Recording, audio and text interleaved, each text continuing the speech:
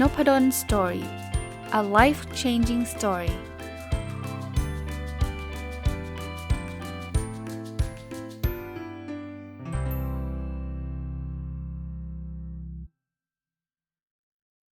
สวัสดีครับยินดีต้อนรับเข้าสู่ Nopadon Story Podcast นะครับก็อย่างที่เมื่อวานเล่าให้ฟังนะว่าสัปดาห์นี้ขอเอาซีรีส์ของบทความที่เอามาจากหนังสือที่ชื่อว่า 1000 plus little habits of happy successful relationship ของคุณมาร์ค แองเจล เชอร์นอฟมาชวนคุยแล้วกันนะครับอย่าเรียกว่ารีวิวเลยด้วยซ้ำนะบางทีเอาหัวข้อมาแล้วก็เอามาเล่าประสบการณ์ของตัวเองให้ฟังนะครับแต่ก็ต้องรีเฟอร์ถึงหนังสือเล่มนี้นะครับวันนี้จะมาพูดถึงเรื่องของสัญญาณ10ประการของการเป็นการที่เพื่อนเราท็อกซิกก็คือเป็นพิษมีเพื่อนที่ไม่ดีแล้วกันนะเอาแบบนั้นแล้วกันนะถ้าใครเริ่มมีแบบเพื่อนที่มีอาการแบบนี้สัญญาณแบบนี้เริ่มไม่ค่อยดีแล้วนะครับอันแรกนะสัญญาณแรกเลยนะถ้าเป็นเพื่อนที่เรารู้สึกว่ามันที่เขาเริ่มจะท็อกซิกเนี่ยคืออยู่กับเขาแล้วหมดพลังนะครับเพื่อนที่ดีเนี่ยเราอยู่แล้วเราต้องมีความสุขเราอยู่แล้วต้องมีพลังมากขึ้นแต่ถ้าเราอยู่กับใครแล้วหมดพลังแบบยกตัวอย่างนะมาถึงแบบโอ้โหด่าอย่างเดียวอาจบางคนก็ด่าเรานี่แหละไม่ด่าคนอื่นเนี่ยด่าเราแกไม่ได้เรื่องแกไม่ดีอะไรเงี้ยโอ้โหแบบนี้ก็ท็อกซิกหรือบางคนไม่ได้ด่าเรานะด่าคนอื่นแต่เราเบื่อเราไม่ไหวนี่ก็ท็อกซิกเหมือนกันนะมาถึงแกฉันมีเรื่องเว้ยโหนายฉันนะตุ๊ดผมบอกแบบนี้ก่อนผมไม่ได้ว่านะเวลาเพื่อนมาระบายให้ฟังโอเคนะเพราะว่าถ้าไม่ระบายให้เพื่อนฟังจะระบายให้ใครฟังใช่ไหมแต่มันไม่ใช่ all the time ไงแบบเจอหน้า3ชั่วโมงด่าเรื่องนายล้วนๆ3ชั่วโมงติดแล้วก็แยกย้ายไอ้เพื่อนไม่ได้พูดสักคำเลยมาถึงแบบมันรับฟังเรื่องอะไรก็ไม่รู้ทั้ง3ชั่วโมงใช่ครับมันจะมีจังหวะที่แบบอกหักจังหวะที่โกรธมากจังหวะที่อะไรที่อยากระบายใช่ไงแต่ถ้าเป็นแบบเนี้ยทุกวันเนี่ยมันไม่ไหวไงเพราะฉะนั้นท็อกซิกอันแรกนะมาแล้วพลังเราหมดอันที่2นะไม่เคยช่วยเหลือเราเลยไม่เคยสนับสนุนอะไรสักอย่างเลยเราไปถึงก็แกทำไม่ได้หรอกแกมันหน้าอย่างแกไม่ไหวหรอกฉันดูแล้วนะเฮ้ยแกไม่รอดหรอกก็โอ้โหผมไม่ได้บอกว่าให้เพื่อนอวยตลอดเวลานะเพื่อนแนะนำได้อะไรได้แต่ว่าบางทีเหมือนกับไม่ซัพพอร์ตเราทุกอย่างเลวร้ายกว่านั้นนะอิจฉาด้วยลึกๆอันนี้ต่อให้คือบางคนเห็นเพื่อนได้ดีแล้วหงุดหงิดซึ่งผมก็ไม่เข้าใจนะทำไมจะต้องหงุดหงิดเพื่อนที่ดีมันต้องดีใจดิถ้ามันไม่ดีใจนี่มันไม่เรียกว่าเพื่อนแล้วนะเอาตรงๆนะแต่ว่ามันก็มีนะแบบบางทีแบบอิจฉาลึกๆอยู่บางคนก็ด่าเลยเวลาเพื่อนจะทำอะไรสักอย่างด่าโดยไม่มีเหตุผลด้วยซ้ำนะสัญญาณที่3ครับเป็นเพื่อนที่แบบชอบทำอะไรที่มันไม่ถูกต้องถ้าเป็นแบบนั้นเนี่ยห่างไกลไว้เลยนะที่ยิ่งแบบว่าแบบผิดเอติกผิดจริยธรรมผิดอะไรแบบนี้เราไม่ควรคบเขาด้วยซ้ำนะครับถ้ามาแบบนี้ท็อกซิกแน่นอนอันนี้คงตรงไปตรงมานะเป็นแบบไม่ทำอะไรที่มันไม่ซื่อสัตย์ไม่อะไรอย่างเงี้ยนะครับซึ่งอันนี้ไม่ดีเลยนะครับอันนี้ไม่ดีเลยอันที่4นะครับเขามีการให้ความสำคัญกับสิ่งที่มันตรงข้ามกับเราคือมีความเชื่อไม่ตรงกันผมบอกไว้ก่อนปกติคนเรามันมีความเชื่อไม่ตรงกันอยู่แล้วแต่คนที่เป็นเพื่อนที่ดีต่อกันเนี่ยมันต้องมีแนวคิดไปในทิศทางเดียวกันนึกออกไหมเช่นผมยกตัวอย่างนะอันนี้อาจจะเอ็กซ์ตรีมนะเรามีความเชื่อในเรื่องของความกตัญญูเรามีความเชื่อว่าเราควรจะดูแลคุณพ่อคุณแม่แต่เพื่อนเราอาจจะไม่เชื่อแบบนี้แล้วบอกว่าเฮ้ยไม่เห็นต้องกตัญญูเลยพ่อแม่ก็พ่อแม่ดิไม่ต้องไปสนใจมันหรอกอะไรเงี้ยซึ่งเขาก็อาจจะมีปมอะไรบางอย่างก็ได้นะนี่เราก็ไม่รู้นะคือไม่ได้บอกว่าเขาต้องผิดเสมอนะเพราะว่าเขาอาจจะถูกเลี้ยงดูมาแบบนั้นเขาอาจจะโดนบูลลี่โดนอะไรตั้งแต่เด็กๆเขาอาจจะไม่ชอบคุณพ่อคุณแม่เขาซึ่งก็เป็นสิทธิ์ของเขานะแต่แบบเนี้ยเราไปด้วยกันไม่ได้หรอกครับก็คนนึงเราเห็นคุณค่าเห็นความสำคัญของความเป็นครอบครัวเราเห็นคุณค่าของคุณพ่อคุณแม่เรารู้สึกดีที่เราจะได้เลี้ยงดูท่านแต่เพื่อนเรากับรู้สึกตรงกันข้ามแบบนี้ท็อกซิกในมุมของเราเขาก็อาจจะมีสิทธิ์ที่จะคิดอย่างที่เขาคิดก็ไม่ว่ากันแต่ว่าเป็นเพื่อนกันลำบากนะครับข้อที่5ครับเพื่อนที่ท็อกซิกคือเพื่อนที่ เชื่อถืออะไรไม่ได้เลยพูดอย่างทำอย่างตลอดเวลาพูดแบบนี้ทำอีกแบบนึงนัด10 โมงมาบ้างไม่มาบ้างมาทีก็อาจจะเที่ยงบ่ายโมงคือ unreliable ถ้าเป็นใช้ภาษาอังกฤษคือ unreliable เชื่ออะไรไม่ได้สักอย่างบอกจะมาก็ไม่มาบอกจะทำก็ไม่ทำบอกจะส่งก็ไม่ส่งคืองงไปหมดเลยอย่างเงี้ยท็อกซิกคือเป็นพิษอันที่6เพื่อนที่ท็อกซิกมันจะมีอาการหรือสัญญาณแบบนี้ครับว่าเขาจะมาติดต่อเราเฉพาะตอนที่เขาต้องการอะไรจากเราผมว่าหลายคนคงมีประสบการณ์ประมาณนี้ไหมที่แบบเพื่อนบางคนที่ไม่เคยคุยกับเราเลยแล้วอยู่ดีๆก็อินบ็อกซ์เข้ามาเราก็หลงดีใจนะว่าเฮ้ยเขาคงคิดถึงเราแต่ไม่ครับอินบ็อกซ์เข้ามาเนี่ยหาผลประโยชน์ล้วนๆอินบ็อกซ์เข้ามาเพื่อที่จะขายของอย่างเดียวเลยไม่ได้ถามเราด้วยซ้ำนะว่าเราจะยังไงแบบไหนเฮ้ยเป็นไงบ้างวะเฮ้ยเรามีสินค้าจะขายคือผมเข้าใจนะคนทำธุรกิจเนี่ยคนที่แบบอยากที่จะได้สร้างรายได้เนี่ยมันไม่ผิดหรอกครับที่จะขายของให้เพื่อนน่ะแต่ถ้าเกิดคุณเห็นเพื่อนมาเป็นเหมือนกับแหล่งผลิตเงินให้คุณเนี่ยผมว่ามันไม่เวิร์กแล้วแหละเพื่อนคือเพื่อนนะคือจะขายให้เพื่อนผมไม่ว่าเลยนะครับผมเน้นอีกทีไม่ว่านะครับเพื่อนจะติดต่อผมมาแล้วจะมาขายของผมก็ไม่ว่าแต่ถ้าเกิดผมเริ่มมีเซนส์ว่านี่มันคือเขาไม่ได้คิดเราเป็นเพื่อนหรอกแล้วเขาคิดแค่อยากเอาเงินจากกระเป๋าเราไปอยู่ใส่กระเป๋าเขาอย่างเดียวเนี่ยงี้คือจบ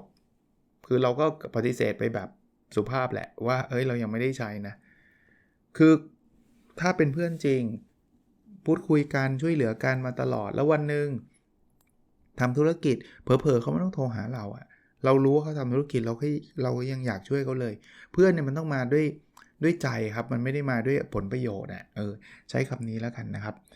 อย่างที่บอกนะใครอยากทำธุรกิจอยากจะขายของให้เพื่อนได้เลยถ้าคุณเป็นเพื่อนที่ดีต่อกันมาตลอดเนี่ยคุณไม่ต้องกลัวแต่ถ้าเกิดคุณเริ่มคิดว่าเฮ้ยคุณจะทำธุรกิจแล้วเดี๋ยวแบบฉันเอารายชื่อของเพื่อนมาเพื่อที่ฉันจะเอาเงินจากกระเป๋าพวกแกมาให้หมดเนี่ยคุณคิดแบบเนี้ยรับประกันเพื่อนหนีหมดเลยครับชัวร์ครับนะต้องระวังนะครับเพราะว่าระวังในมุมของคนที่จะทำแบบนี้นะผมฝากเตือนไว้ว่า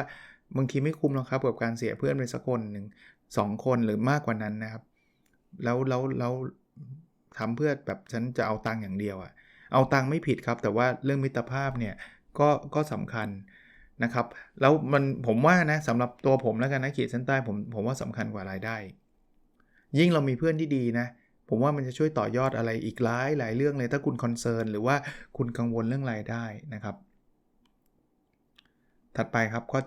7สัญญาณที่เป็นพิษอีกอันนึงคือเขาไม่เคยยอมเราเลยคือผมไม่ได้บอกว่าเพื่อนต้องยอมเราทุกอย่างนะแต่บางคนเนี่ยไม่ย่อหย่อนไม่ flexible ไม่ยืดหยุ่นไม่ทำอะไรเลยถ้าฉันบอกว่าฉันจะเอาฉันต้องเอาไม่ว่าเพื่อนจะเดือดร้อนยังไงฉันไม่สนฉันจะเอาคือต้องเอาถ้าเธอไม่ให้ฉันจะเลิกคบเธอถ้าเธอไม่ให้ฉันจะโกรธเธอ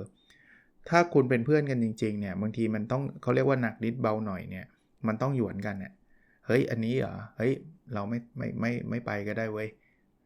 ถ้านายจะไปเราโอเคคือมันต้องแบบมันต้องมีโมเมนต์แบบนี้ไม่ใช่ว่าเฮ้ยตัวฉันมาก่อนเว้ยแล้วอยู่ต้องยอมฉันตลอดเวลานะถ้าอยู่ไม่ยอมเนี่ยถือว่าอยู่ทำผิดอะไรเงี้ยซึ่งถ้าเป็นแบบนั้นก็แน่นอนครับมันก็คงชัดเจนนะเพื่อนแบบนี้ก็ไม่ใช่เพื่อนนะครับข้อที่8เมื่อกี้ที่ผมเล่าไปนิดนึงแต่มันเขาเขียนมาเป็นข้อนึงเลย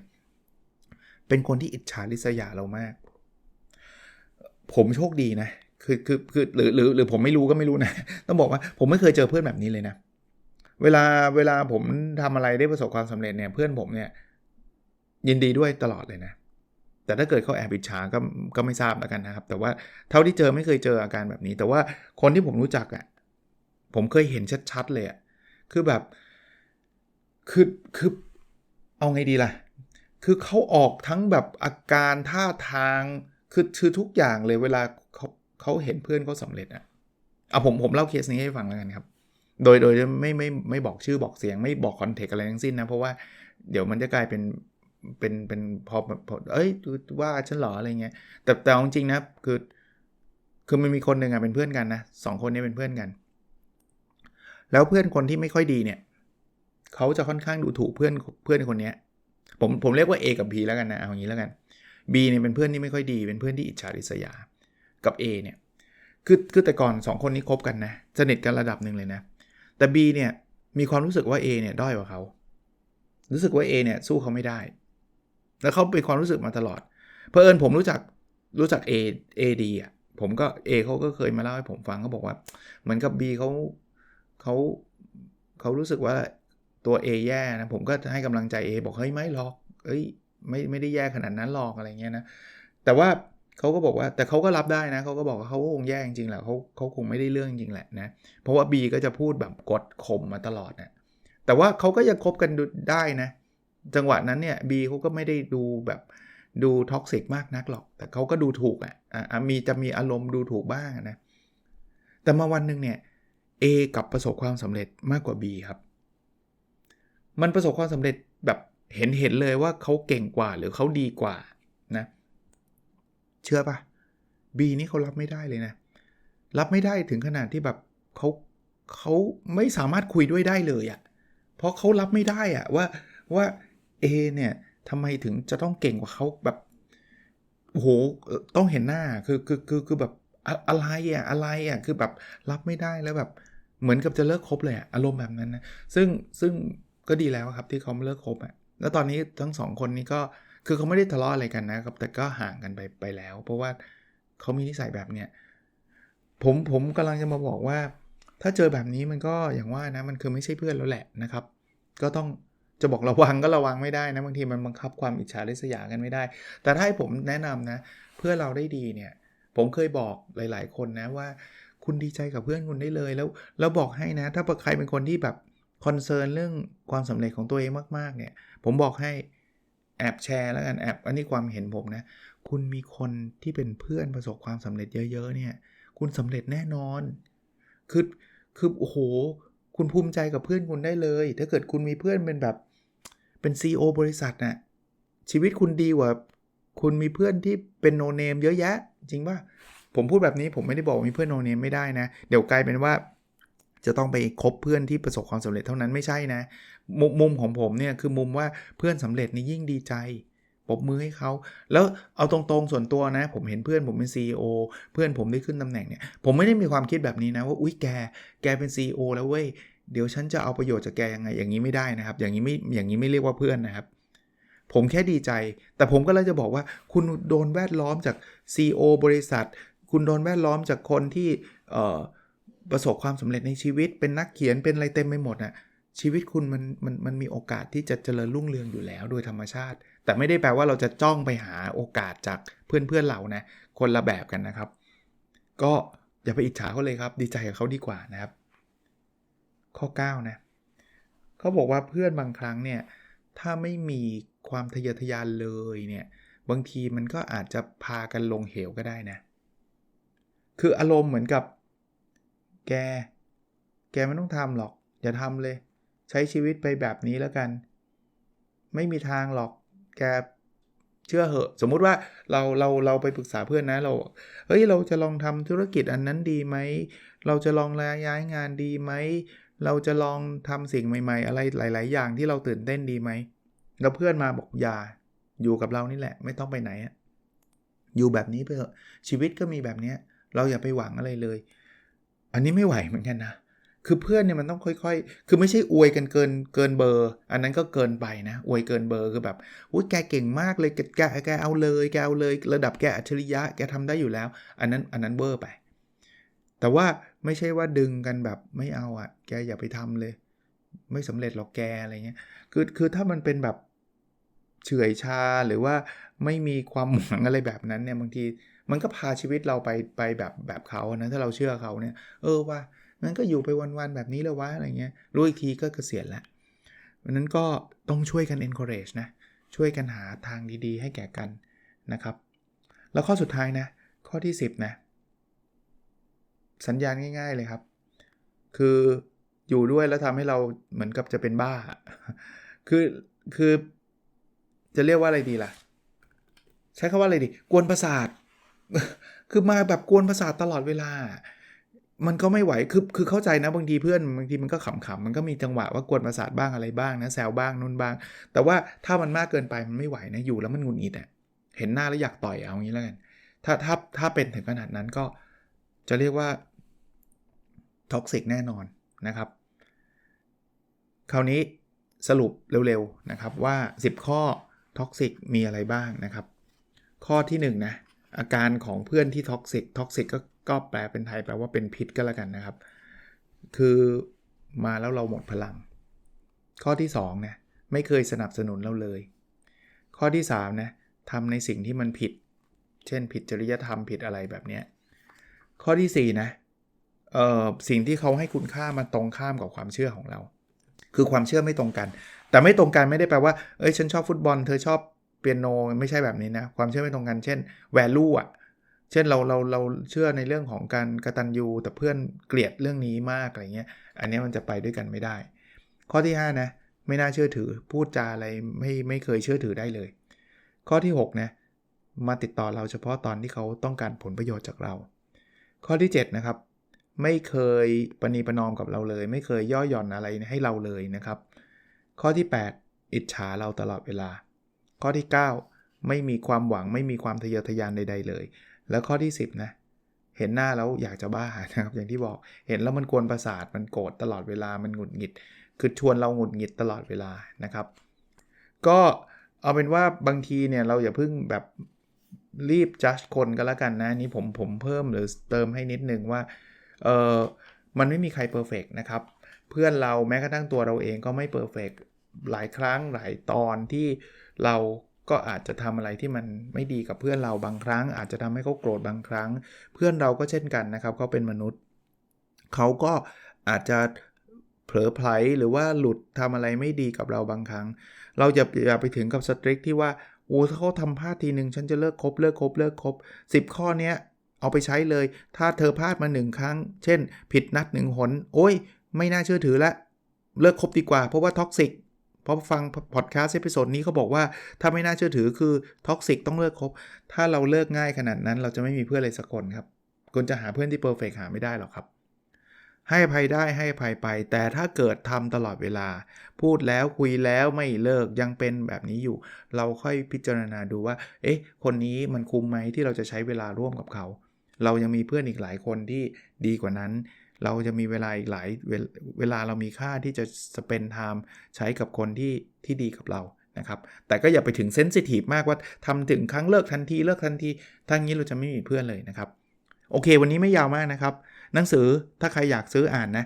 1000 plus written habits of happy successful relationship ของคุณ Mark and Angel Chernoff ผมซื้อมาจากคิโนคุนิยะซื้อมานานแล้วเล่มหนาปึกนะที่ผมเอามาเล่าให้ฟังเป็นบทเล็กๆบทนึงมีอยู่หน้า2หน้าเองแต่ว่าโอ้โหอาจารย์พูดมาสัก 17-18 นาทีก็ผมบอกแล้วรีวิวผมเนี่ยคือเอาประสบการณ์ตัวเองใส่เข้าไปด้วยครับหนังสือเขียนมาประโยคเดียวผมพูดไป2นาทีอะไรเงี้ยเพราะว่าผมก็เล่าเรื่องราวที่ผมพบเจอมาโอเควันนี้คงประมาณนี้นะครับแล้วเราพบกันในสดถัดไปครับสวัสดีครับ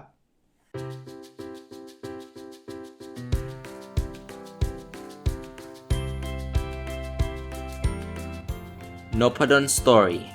a life-changing story.